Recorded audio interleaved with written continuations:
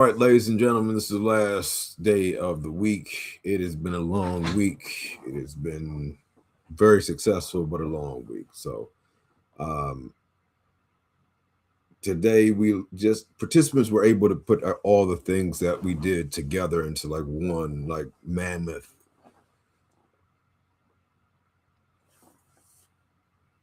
experimental thing. I don't know if I have to. You're muted.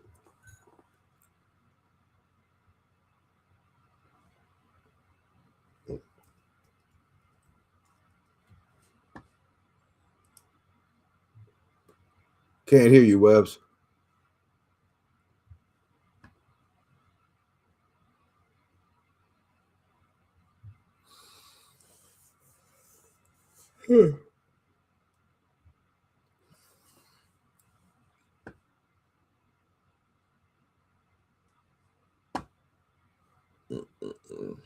Should have did a sound check before we started. It's all good. What we did was kind of allow participants to explore all of the things that they did the entire week through just application, and what would it look like to do everything during the that we did this week. What does it look like to apply that to their classroom in a real sense? And so that was pretty harrowing. We started off with allowing them the opportunity to uh, see the application of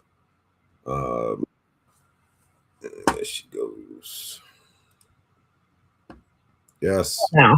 yes, we can hear you. For whatever reason, my mic of choice was not showing up at all. I had to leave and come back. So all good. I was just about to go into the three things, and then you can kind of go into what you were going to say. So, very quickly, we had them initially look at Canvas as a part of the Google Gemini and just building a tool that would serve their purposes.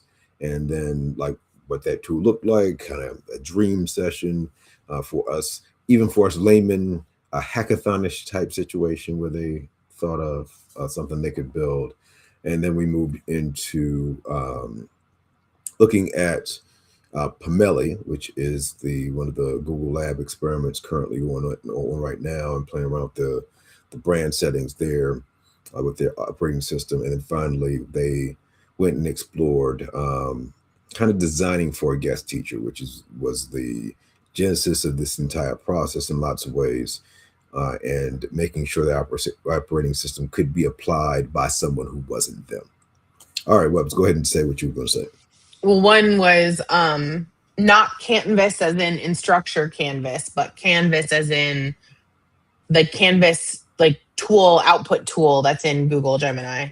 I was saying it wasn't a random assortment of things. Like everything kind of built toward, hey, you're starting school in a couple of weeks. What could you build now that would prepare you and get kind of ahead of the game of school starting in a couple of weeks so that you're not scrambling once you go back on your professional development days to try and, get things ready.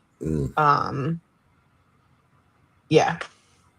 Absolutely. I mean, we did talk some Canvas today. We did look at Canvas and some Instructure Canvas, not Instructure Canvas. We talked yeah. about Google Gemini and the Canvas functionality there, but also Instructure Canvas as well.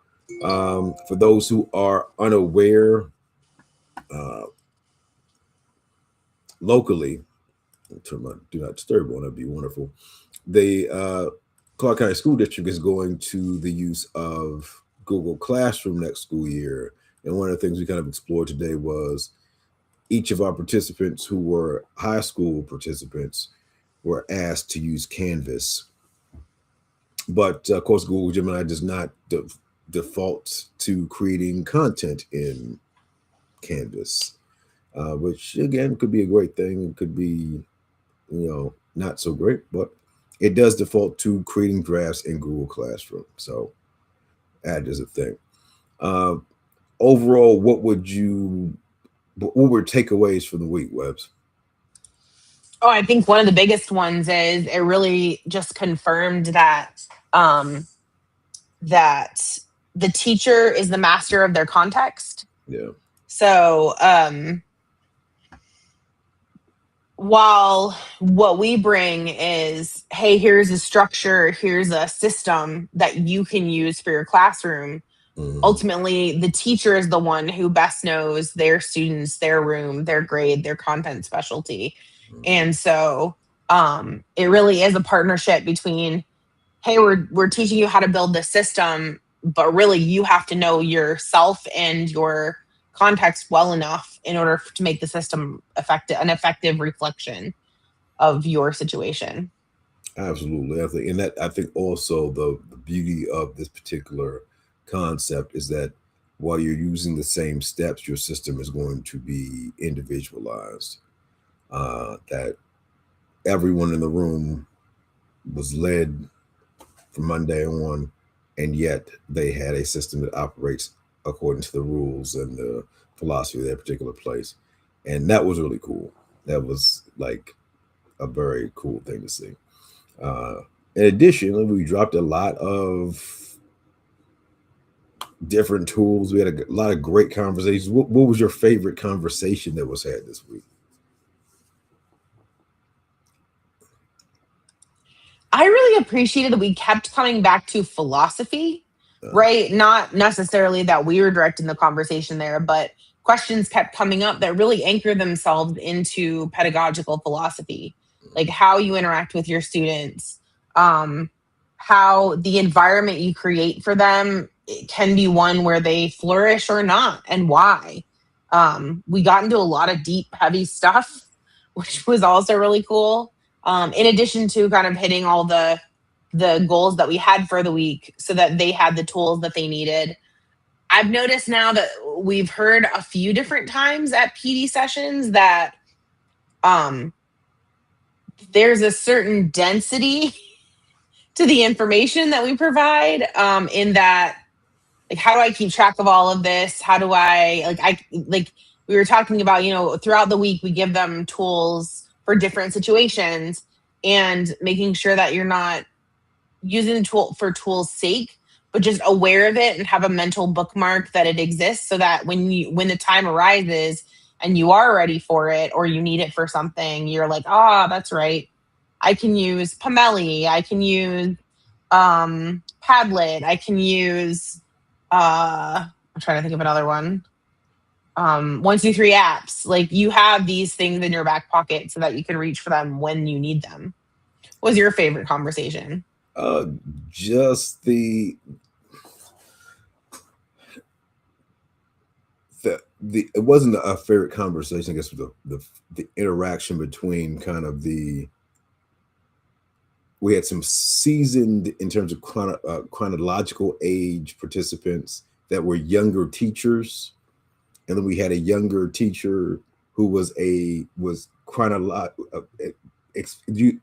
terms of teaching experience, had more teaching experience than some of the older participants, and then we had a a grizzled veteran that was really there. It was just the opportunity to be in a room with that diverse of a experience scale, both teaching experience and chronological experience, and then have them interact in a harmonious way. That was kind of cool, and it reinforced the keeping the professional learning intimate rather than 500 people trying to figure out how to do something. It was really easy to go, and if someone had a question, walk over and really one-on-one help them out, rather than trying to figure out, whether someone had a legitimate concern but was too afraid to raise their hand and draw it. Like, we by the end of the week, we were really comfortable with one another, I guess, and I think that was cool, especially given that we didn't do any icebreakers. There was no there was no forced interaction between folks. Can't hear you. Can't hear you. Helps if I come off mute. One of the rules that we have started to explicitly lay out that I think has always been part of our philosophy is we don't force sharing. If you want to share the content that you build, the things that you have on your screen, the things that you write on your paper, you are free to share.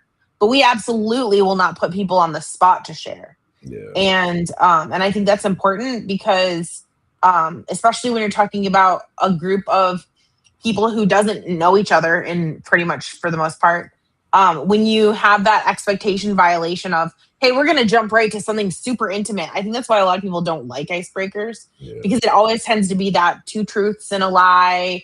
Like, hey, share something personal about yourself with this group of strangers. Like, there are like some people are fine with that. There are a lot of people that are not comfortable with that level of disclosure, like right out of the gate. I think that's why a lot of people hate those types of icebreakers. That, and a lot of times they don't have anything to do with the task at hand. And especially when you don't know people, like I don't want to share personal details about my life with these people I've just met. That's just weird. And yet, like that's a oft reached for approach to develop camaraderie. When like if you focus on the task that you're working on together, that's an appropriate level of expectation, and it builds the same thing, because by the end, like they were sharing their work with one another. Like, oh, hey, check out what I did. Oh, can I see what you did? But it was appropriate at that point because we had spent enough time together.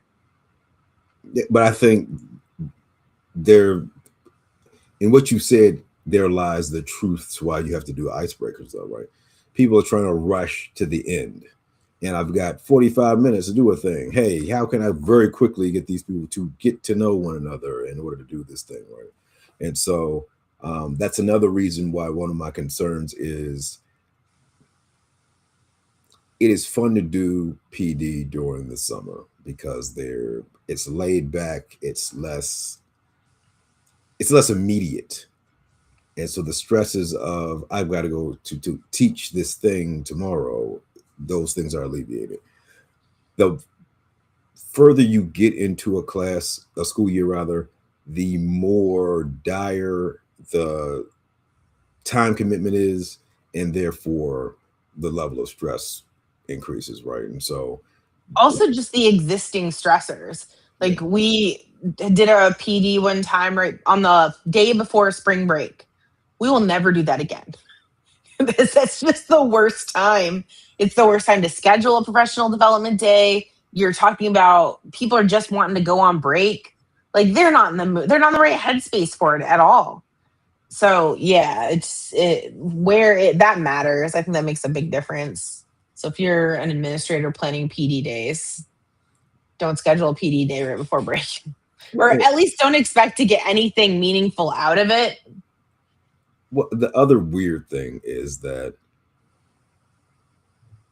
I guess we did have more participants when we did it a week out after school than 2 weeks before school, which seems counterintuitive to me.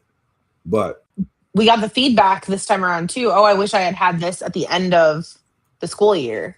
Yeah, but that's interesting. Yeah, the feedback is counterintuitive to me, I guess, as an agreed. But yeah, I mean, talk a little bit because you had them do the feedback thing in the beginning of the session today. Did you get to look at anything? Did anyone put anything that was? I haven't. No, I haven't looked at it. Yeah.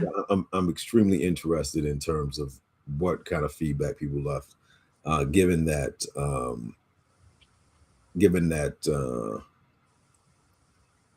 I don't know.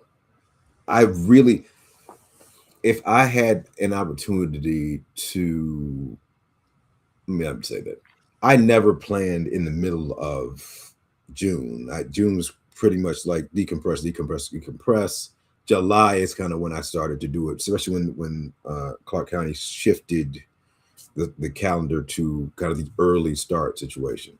So I would have loved to have this in the middle of July as almost a temperature check type situation, because I don't think that I in June would have had you're coming off fast and furious at the end of school year. You're exhausted. You've got, you're going to wherever you're going to go, and being thrown a here's an operating system for your classroom that might not have gone as well. Like I wouldn't have been as motivated.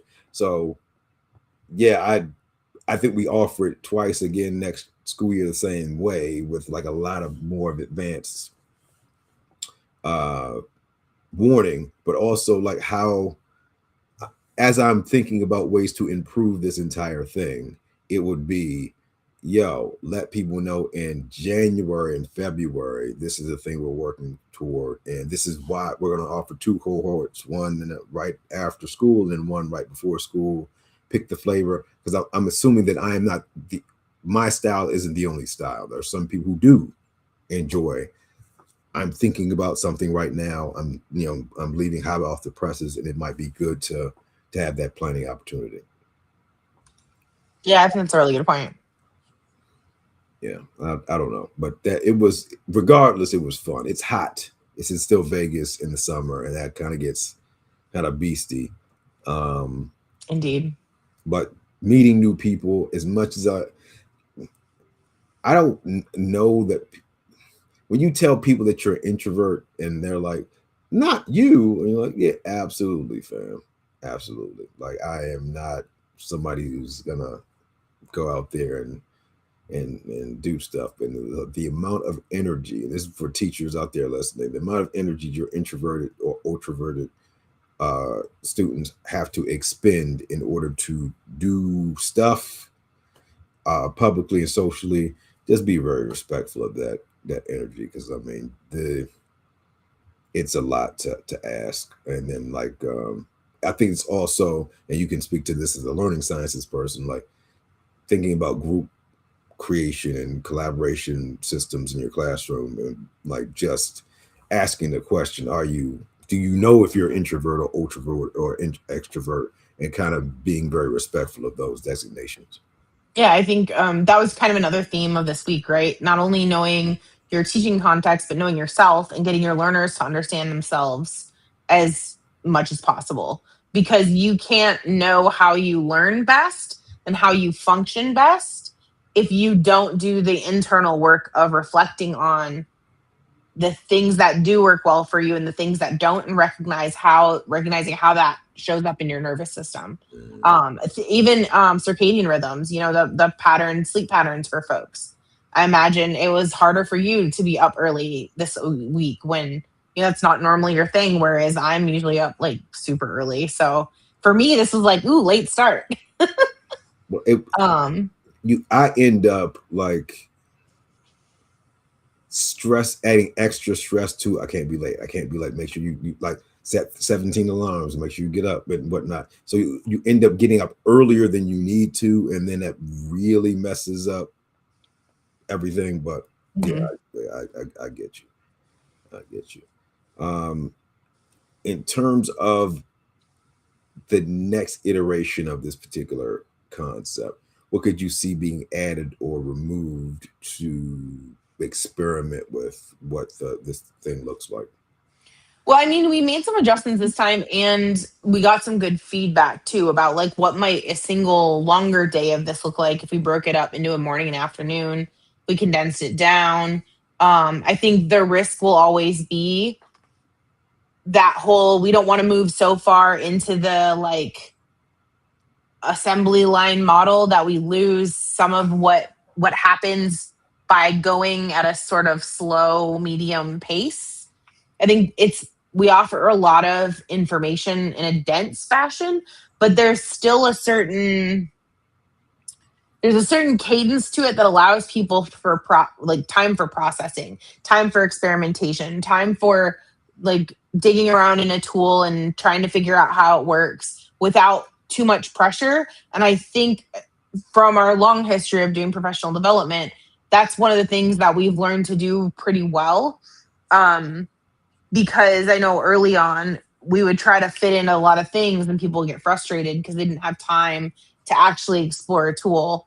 And so that is one thing I really like about doing this over 5 days, 3 hours a day, is it gives that time to work, to like dig into the tools and not feel rushed. And I think that brings the temperature down in terms of the stress on the brain trying to learn, especially a lot of new information.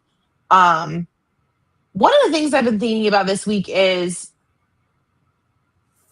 who is this not for? Like, who is not in a place? Yeah, I'm not saying that these folks would never want to participate in this, but who, like the group that we had this week and the group that we had last time, were really enthusiastic, really excited about it, really enjoyed it, and gave us really good feedback at the end. But it has made me wonder: is it okay to find and acknowledge that maybe there are folks who are not yet at a place where this would be for them? Because, like I said, we had a lot of really deep philosophical conversations too, because there's so much of this is, I kept saying all week, like, identity is engagement. And if you're not reflecting on what your identity is as a teacher, how you show up in the classroom, then this likely won't work well for you. You're going to end up with that sort of vanilla mirror of just the generic. So I was thinking about that a lot, is when we're sharing this with people, how could we make it more clear? Hey, if this is not where you are in your professional journey, this PD may not be for you. See, first of all, I respect what you said very, very much. And I think that's a very valid perspective to have. But as I was listening to you speak, I was like, I'm trying to think of who wouldn't, having an opportunity to sit back and say, this is how my learning environment functions because of who I am, and then operationalizing that to simplify the way that you do what you do in your learning environment. I think the beauty of this particular system is that we are not talking about, we're not forcing anything on you, the adult human who runs the learning environment. You are volunteering information that we will never see. We didn't see anybody's operating system. We didn't go through anybody's stuff with a fine. It's like a diary, right? It's between you and you. Whatever we in Google, but Google has your information anyway. But whatever you said was true was true. You could have said you're the greatest teacher in the world and you never have any problems, and you build built sandcastles in the sky and stuff like, and that's the truth. But I'm not thinking about that though. I'm thinking about for the teacher who does their initial source code document, okay, builds out their branding kit, their architecture situation, builds out their, and I mean, it's possible. Maybe the idea is just by virtue of engaging with that, if you engage with it at all, you're going to get it like naturally pulls out who you are as a person. Okay. Because I'm thinking if they fill all those things out, they do their architecture document, etc., and they still end up with like a homogenous, generic, you can't tell the difference between the initial prompt and the later prompt. Huh. Like kind of like the person in the previous session who had missed some days and whatever. Was like, well, why is mine still sort of generic? Like that, seeing more of that would be interesting. Like if someone were to engage and get that, feel like it's a generic output, and not be open to the idea that, oh, there's something that I need to change about the information I'm providing, or there's something I need to change about. Yeah, okay. Not being honest with myself about who I am, that I feel like could potentially be a hard thing to face. And that person, like, I think there is a certain amount of like, you have to be kind of open with yourself. If you aren't honest about who you are as a teacher, how you show up in the classroom, you will likely end up with a homogenized result and be disappointed in it. And that's not necessarily like we say, it's a mirror. So and I would sometimes say that mirror is hard to look into. And I would say that we have a small sample size, of course. but I don't recall anyone ever. It was almost fun when people were doing that deep dive into, but who am I doing the thing that I say that I do? The first session, we had people thinking about that all. Yeah, the first session is, the yeah. second session, we still had we had one participant in particular who is a second year teacher who was talking about like reconciling the corporate you to how she has to teach the thing and what that looks like. So I'm assuming there are humans who do not have that desire to look into the abyss, but I think that most of the teachers, I think if they're in my personal sphere, wouldn't have a problem with it. And these are, to your particular point at the beginning with the not doing the icebreaker thing, the fact that we do not put pressure on you to share your information, I think that also there's a layer of security that brings, that unless you want to share what you're putting in that thing with the person next to you, we're not going to force you to do that. Mm-hmm. And that is That's true. That probably helps with that, a certain level of disclosure.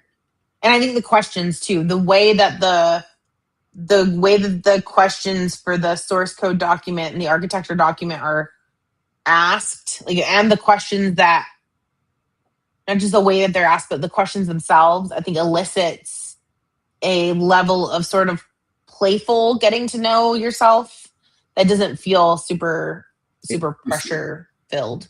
It's not intrusive. And the whole point of designing it that way was that, hey, you would have this, who's going to play you in a biopic? What's your, like, that kind of stuff.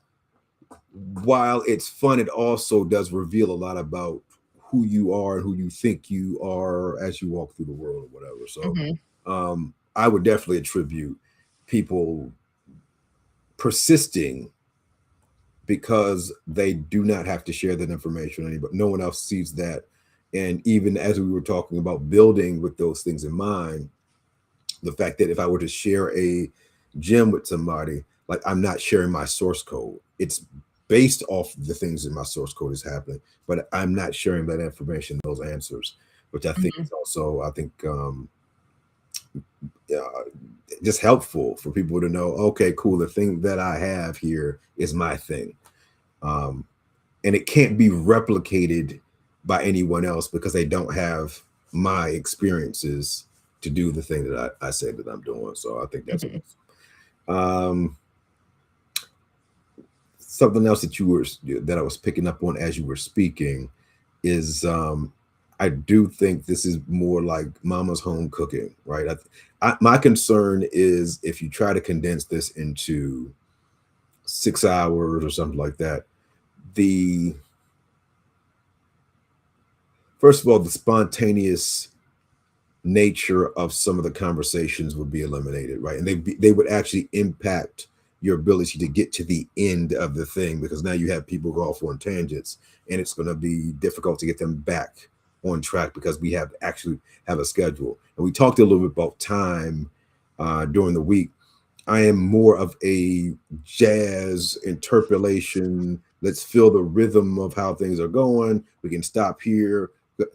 I've planned enough that if we needed to go to 3 hours, great, but not so much that if we needed to take a 45-minute detour, that's not plausible. But in a one-day PD where you have to get to a outcome, that's a taller tale. It's interesting that even though the research shows that the type of professional development that is most effective is ongoing, deep professional development, that so often the way that school years are structured, there's not the opportunity for ongoing, deep professional development. And there is not a temporal ability to carve out multiple days once the school year starts. Yeah. Random PD days and then those days one-offs too. Yeah. Random one-off professional development days. Not something sustained over time, not something that lasts and is consistent throughout the school year, but just here's a random Tuesday in November. Okay, cool. Meet at this one school for this 3-hour professional development that we'll never talk about ever again. Yeah. And it's kind of it's interesting and intriguing that we have not planned school years around best practices like that. There aren't Mhm. there isn't a even a one PD week per semester that we just students do not come to school this particular week. Is a in-service week for teachers that they go and they could do something like what we performed, and have an opportunity to reset. Hey, things are going great, cool, let's keep. Why are things going great? Let's continue that. Things are going poorly, great, let's pause and see if we can reset how those things work, especially with younger teachers. And we did hear some stories today about, you know, younger teachers having being thrown into the flames, and there's just not a opportunity to reset because it's go go go go go go go go go. Mhm. I get to Christmas break, I've survived, and then you come back to January and it's go go go go go go go.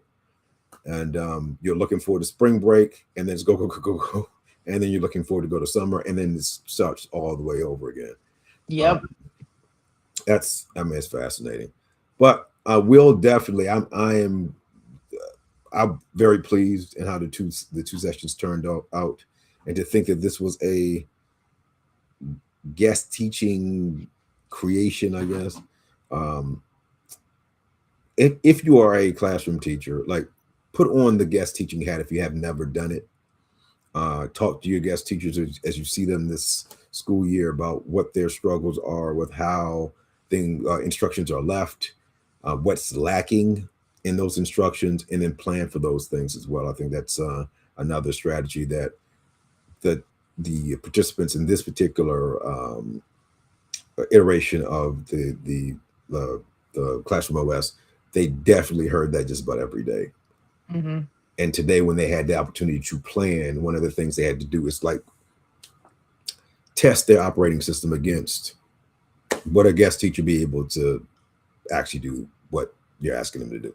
I think the fact that we don't see the teachers who guest teach for us makes it easier to villainize them or think less of them, because you never lay eyes on them. You don't know what their situation was. You don't know what was happening.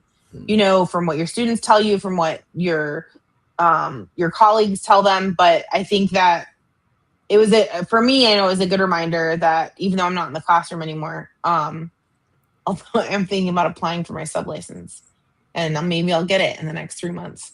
Um, it did make me think about how, because we don't actually lay eyes on them, it can be really easy to um, treat them like an other instead of someone who is a guest teacher in your classroom, or think that because they don't have in you are the exception. I think most guest teachers are people that do not have any sort of educational background, Mm. and so there's this like hierarchy that happens, right? Like, oh, you're not even a real teacher. But they are stepping into some really big shoes with very little preparation.